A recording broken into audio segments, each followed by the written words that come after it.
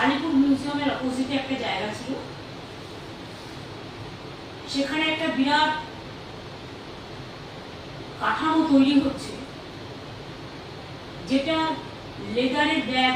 আমাদের সব লেদার ইন্ডাস্ট্রিতে বিরাট 5 লক্ষ লোক কাজ করে, এবং সারা ভারতবর্ষে যত লেদার হাব সব কিন্তু এখানে এসে গেছে।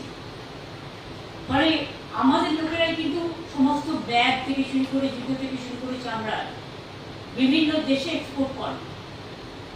কিন্তু এটা তো বাংলার অনেক মানুষ পায় না হাতের কাছে,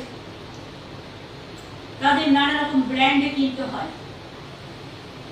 সেই জন্য আমরা মেয়েরা যাতে ব্যাগ পায়, ছেলেরা ব্যাগ পায়, জুতো পায়, ওই আলিপুর মিউজিয়ামের অপোজিটে যে কাঠামোটা, যে বিল্ডিংটা তৈরি হচ্ছে, ওটা আমরা অর্ধেক দেবো লেদারের জিনিস বিক্রি করার জন্য, আর অর্ধেকটা আমরা